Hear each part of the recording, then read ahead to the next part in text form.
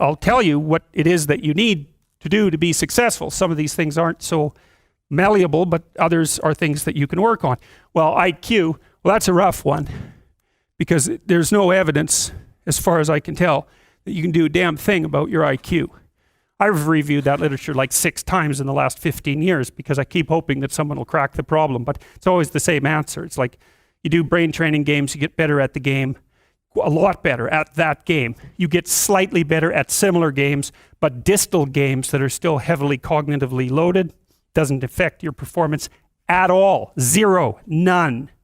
So the issue of how to raise IQ, man, that's a killer. No one knows how to do it. I can tell you how to stop your IQ from decreasing as you get older. That's not so bad because it does that. Fluid IQ decreases from the time you're 20 and pretty rapidly.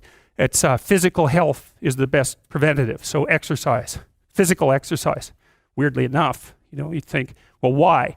Well, your brain uses oxygen like mad, right? And it needs to be kept clean and well oxygenated. And physical exercise, both like weightlifting, so anaerobic and aerobic exercise both seem to be very, very effective at staving off cognitive declines across the lifespan. So that's a really useful thing to know because that's the only thing we know that does that. So then the next best predictor of lifetime success is conscientiousness. And of the 2 aspects of conscientiousness, say orderliness and industriousness, the better predictor is industriousness. So the question is, well, what can you do about your industriousness? And the answer to that is, well, that's kind of rough too, because there's a strong genetic component. But you can work on micro habits with regards to your conscientiousness. And I think the best thing you can do with regards to your conscientiousness is to set up some aims for yourself, goals that you actually value. And so the questions are something like, well, all right, you're going to have to put some effort into your life. And you need to be motivated to do that. And so what are the potential sources of motivation? Well, you could think about them in the big 5 manner. If you're extroverted, you want friends. If you're agreeable, you want an intimate relationship. If you're disagreeable, you want to win competitions. If you're open, you want to engage in creative activity. If you're high neuroticism, you want security. Okay, so those are all sources of potential motivation that you could draw on, that you could tailor to your own personality. But then there are dimensions that you want to consider your life across. And so we ask people about, well, if you could have your life the way you wanted it in 3 to 5 years, if you were taking care of yourself properly, what would you want from your friendships? What would you want from your intimate relationship? How would you like to structure your family? What do you want for your career? Well, how are you going to use your time outside of your job? And how are you going to regulate your mental and physical health, and maybe also your drug and alcohol use? Because that's a good place to auger down, because alcoholism, for example, wipes out 5 to 10% of people. So you want to keep that under control. And then maybe you develop a vision of what you would like your life to be. Then you break down the goal into micro processes that you can implement. The micro processes become rewarding in relation to their causal association with the goal. And that tangles in your incentive reward system, the dopaminergic incentive reward system. And that's the thing that keeps you moving forward. And the way it works is that it produces positive emotion when it can see you moving towards a valued goal. Okay, well, what's the implication of that? Better have a valued goal, because otherwise you can't get any positive motivation working out. And so the more valuable the goal, in principle, the more the micro processes associated with that goal start to take on a positive charge. And so what that means is, well, you get up in the morning and you're excited about the day. You're ready to go. And so as far as I can tell, what you do is you specify your long-term ideal. Maybe you also specify a place you want to stay the hell away from so that you're terrified to fail as well as excited about succeeding, because that's also useful. You specify your goal. You do that in some sense as a unique individual. You want to specify goals that make you say, oh, if that could happen as a consequence of my efforts, it would clearly be worthwhile. Because the question always is, why do something? Because doing nothing is easy. You just sit there and you don't do anything. That's real easy. The question is, why would you ever do anything? And the answer to that has to be because you've determined by some means that it's worthwhile. And then the next question might be, well, where should you look for worthwhile things? And one would be, well, you could consult your own temperament. And the other would be, well, you kind of look at what it is that people accrue that's valuable across the lifespan. So you do a structural analysis of the subcomponents of human existence, and I already did that. You need a family, you need friends. Like, you don't need to have all these things, but you better have most of them. Family, friends, career, educational goals, plans for, time outside of work, attention to your mental and physical health, etc. That's what life is about. And if you don't have any of those things, well, then all you've got left is misery and suffering. So that's a bad deal for you. But once you set up that goal structure, let's say, and that's really, in many ways, that's what you should be doing at university. That's exactly what you should be doing, is trying to figure out who it is that you're trying to be, right? You aim at that. And then you use everything you learn as a means of building that person that you want to be. And I really mean want to be. I don't mean should be, even those things are going to overlap. And it's important to distinguish between those, and this is back down to the micro-routine analysis. So as I was saying, well, you're going to try to make yourself more industrious. Okay, number one, specify your damn goals, because how are you going to hit something if you don't know what it is? That isn't going to happen. And often people won't specify their goals too, because they don't like to specify conditions for failure. So if you keep yourself all vague and foggy, which is real easy, because that's just a matter of not doing as well, then you don't know when you fail. And people might say, well, I really don't want to know when I fail because that's painful. So I'll keep myself blind about when I fail. That's fine, except you'll fail all the time then. You just won't know it until you've failed so badly that you're done. And that can easily happen by the time you're 40.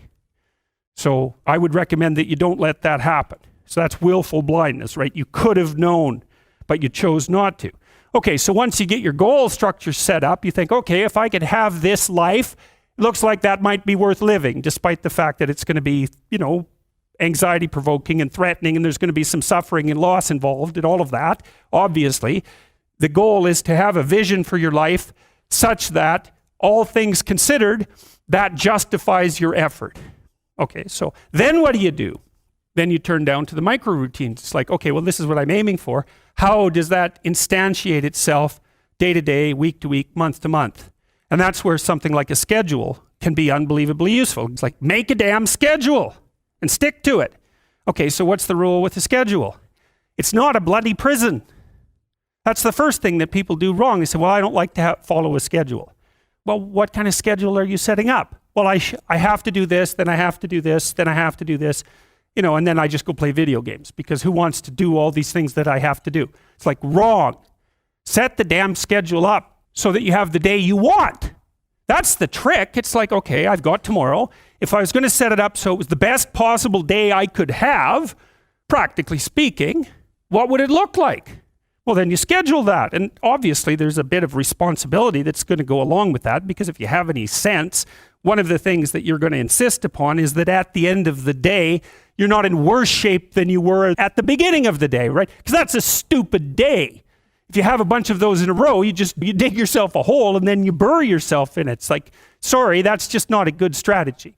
It's a bad strategy. So maybe 20% of your day has to be responsibility and obligation, or maybe it's more than that, depending on how far behind you are. But even that, you can ask yourself, okay, well, I've got these responsibilities. I have to schedule the damn things in. What's the right ratio of responsibility to reward? And you can ask yourself that, just like you'd negotiate with someone who is working for you. It's like, okay, you got to work tomorrow. Okay, so I want you to work tomorrow. And you might say, okay, well, what are you going to do for me that makes it likely that I'll work for you? Well, you could ask yourself that, Maybe you do an hour of responsibility and then you play a video game for 15 minutes. I don't know, whatever turns your crank, man. But you have to negotiate with yourself and not tyrannize yourself. Like you're negotiating with someone that you care for, that you would like to be productive and have a good life. And that's how you make the schedule. And then you look at the day and you think, well, if I had that day, that'd be good. Great. And you're useless and horrible, so you'll probably only hit it with about 70% accuracy, but that beats the hell out of 0, right? And if you hit it even with 50% accuracy, another rule is, well, aim for 51% the next week, or 50.5% for God's sake, or because you're going to hit that position where things start to loop back positively and spiral you upward. So that's one way that you can work on your conscientiousness, is to plan a life you'd like to have. And you do that partly by referring to social norms. That's more or less rescuing your father from the belly of the whale. But the other way you do that is by having a little conversation with yourself, as if you don't really know who you are, because you know what you're like. You won't do what you're told. You won't do what you tell yourself to do. You must have noticed that. It's like you're a bad employee and a worse boss, and both of those work, for you. You don't know what you want to do, and then when you tell yourself what to do, you don't do it anyways. You should fire yourself and find someone else to be. But my point is that you have to understand that you're not your own servant, so to speak. You're someone that you have to negotiate with, and you're someone that you want to present the opportunity of having a good life to. And that's hard for people because they don't like themselves very much. So, they're always like cracking the whip and then procrastinating, and cracking the whip and then procrastinating. And it's like, God, it's so boring and such a pathetic way of spending your time. And you know what that's like because you probably waste like 6 hours a day. And I think we did an economic calculation about that a while back, right? Your time's probably worth $50 an hour, something like that. I mean, you're not getting paid that now, but you're young. And so this is investment time. And what you do now is going to multiply its effects in the future. So let's say it's $50 an hour, which is perfectly reasonable. So if you waste 6 hours a day, and you are, then you're wasting about $2,000 a week, or about $100,000 a year. So go ahead, but that's what it's costing you every hour. And you need to know what your damn time is worth. So let's say it's not $50, it's 30, whatever. Maybe it's 100, it's somewhere in that range. One of the things you should be asking yourself is, when you spend an hour, was that, would have I paid someone $50 to have had that hour? And if the answer is no, it's like, maybe you should do something else with your time. And it depends on whether or not you think that your time's worthwhile. But the funny thing about not assuming that is, if you assume your time isn't worthwhile, what happens is you don't just sit around sort of randomly in a state of responsibility-less bliss. What you do is you suffer existentially. And so that seems like a stupid solution.